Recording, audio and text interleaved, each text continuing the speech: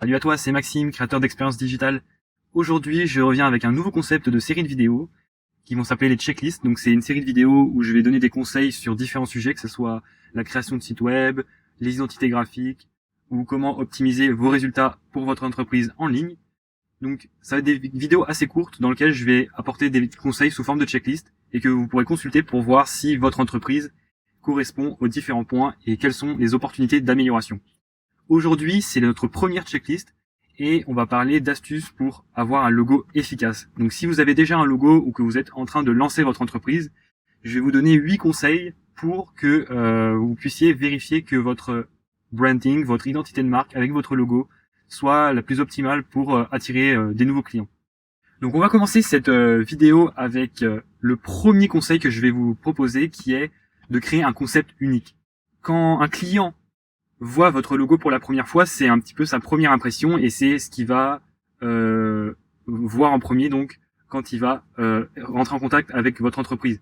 Donc c'est vraiment très important d'avoir un logo qui soit impactant et que les gens se souviennent de lui. Si par exemple on parle de l'oiseau bleu, eh bien on peut se rappeler du logo de Twitter ou alors de la pomme croquée d'Apple. Donc c'est vraiment quelque chose qui s'ancre bien en tête. Et c'est pourquoi c'est important de créer un bon concept de logo. Là, je vais vous donner un exemple avec les oiseaux. Donc tout à l'heure on parlait de l'oiseau de Twitter. Il y a de multiples logos qui utilisent les oiseaux et chaque entreprise a réussi à créer son propre logo qui se distingue des autres. L'oiseau de Duolingo, la petite perruche verte, le logo de Swift qui est rouge, l'emblème de Dove qui est assez facile à reconnaître. Donc chacun s'est approprié le concept de l'oiseau en rapport avec ses valeurs. Et c'est pas pour autant que chaque logo n'est pas distinctif les uns des autres. Et il faut aussi que votre logo soit intemporel. Donc quand je dis intemporel, c'est-à-dire qu'il ne doit pas refléter des modes qui pourraient se dépérir dans le temps. Si vous avez un logo avec des néons, avec des ombres, des dégradés, il y a eu des moments, des années où chaque chose a été utilisée assez excessivement, on va dire. Et donc le problème avec ça, c'est que on peut tout de suite se référer à ces éléments visuels par rapport à une certaine année, on va dire. Donc si par exemple votre logo il y a plein d'ombres, plein de 3D, et ben ça peut faire une mauvaise impression si les gens pensent à aux années 2010 où où fallait créer des logos très élaborés avec de la 3D, etc. Donc faites un logo le plus simple possible. Je vais revenir tout à l'heure sur la simplicité d'ailleurs pour plus développer.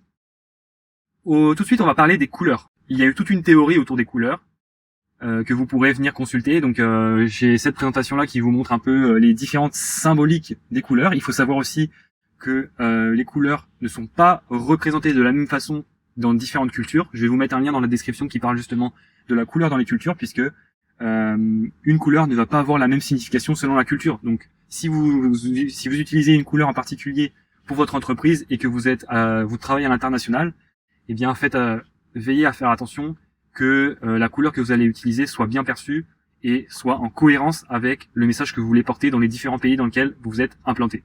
Il y a aussi plusieurs façons d'accorder des couleurs entre elles. Bien sûr, on ne peut pas vraiment choisir les couleurs n'importe comment parce que sinon ça va se transformer en carnaval et peut-être pas forcément dans la meilleure des représentations.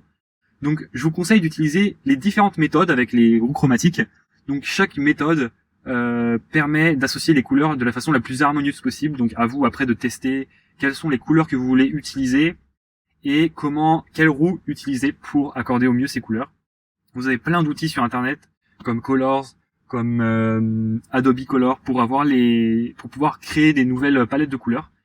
Donc utilisez-les pour que vos couleurs soient les plus cohérentes entre elles.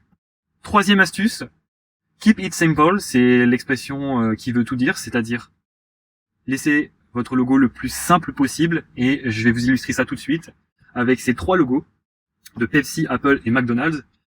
Au départ, quand on a commencé à créer des logos, on voulait absolument que le logo soit le plus sophistiqué possible pour montrer un peu que notre logo a été fait par des professionnels et que l'attention a été vraiment faite sur le logo pour proposer un logo le plus sophistiqué possible.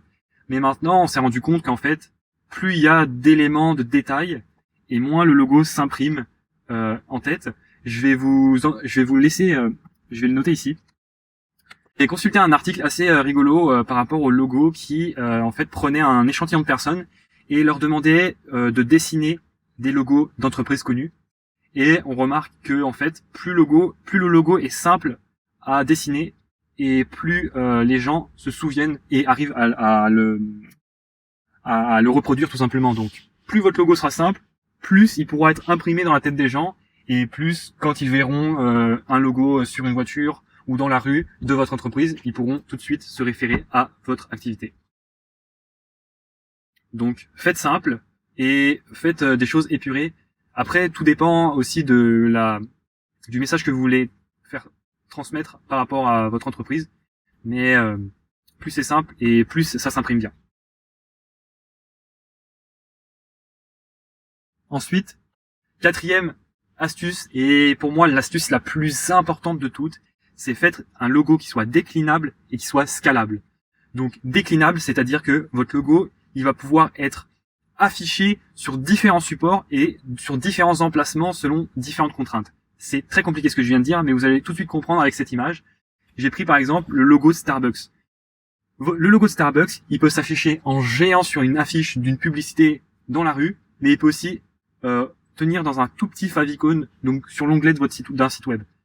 Il peut aussi s'afficher dans un carré, en longueur, avec le logotype directement en texte en dessous du logo, ou même carrément en allongé, donc à l'horizontale, avec le logotype et aussi la tagline. Donc la tagline, c'est le slogan que vous pouvez apposer sur votre logo.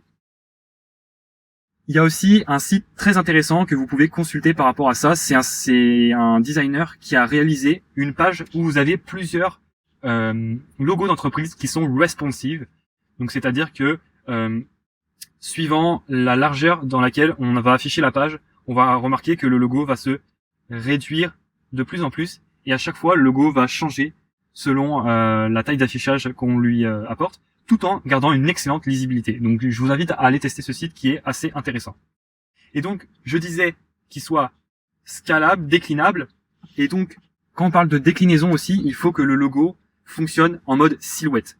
Donc c'est-à-dire que votre logo doit s'afficher tout en noir ou tout en blanc, mais en conservant cette bonne signification, et il faut pas que les couleurs soient trop significatives dans votre logo. C'est-à-dire que il faut que votre logo puisse fonctionner en noir et blanc, c'est-à-dire noir, blanc, pas plus. Et bien sûr, il faut aussi que votre logo puisse être inversé, c'est-à-dire que on puisse le voir sur un fond plus foncé. Donc, vous pourrez tester de voir si ça fonctionne sur différents supports. Par exemple, on peut penser aussi à de la dorure sur des cartes de visite. Si votre logo ne fonctionne pas en mode silhouette, eh bien, vous n'allez pas pouvoir créer de dorure, par exemple. Ou alors, ça va être un gros rond et bien sûr, le logo ne va pas fonctionner. Donc, il faut qu'il y ait votre logo et toute la partie négative puisse être inversée. Cinquième astuce que vous pouvez utiliser, c'est d'utiliser et d'exploiter l'espace négatif à bon escient. Vous allez avoir des logos où vous allez pouvoir laisser apparaître des symboles. Donc par exemple, on pense tout de suite au C de Carrefour qui est visible, la flèche dans le X de FedEx, le USA qu'on arrive super bien à lire, ou encore l'ours dans le logo de Toblerone. Ça peut ajouter vraiment un côté beaucoup plus mystique à votre logo et l'effet sera beaucoup plus intéressant qu'un simple logo typographique. Sixième conseil, de respecter l'équilibre visuel des éléments.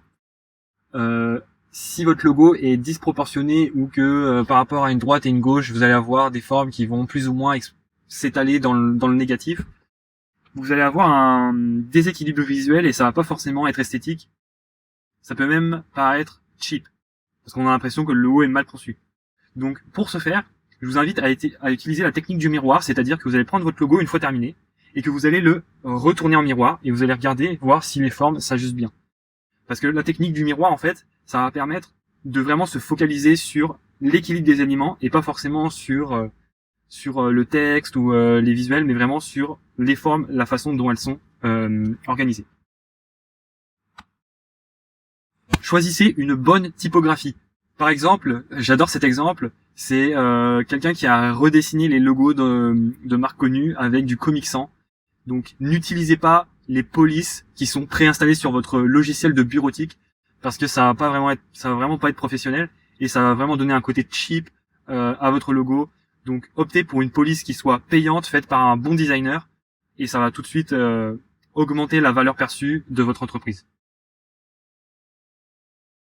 Et dernier conseil, hiérarchisez correctement la tagline. Donc là, j'ai pris quelques exemples de logos où le slogan est directement apposé à côté du logo. Et donc, faites attention que votre logo ressorte bien quand vous utilisez sa version avec la tagline.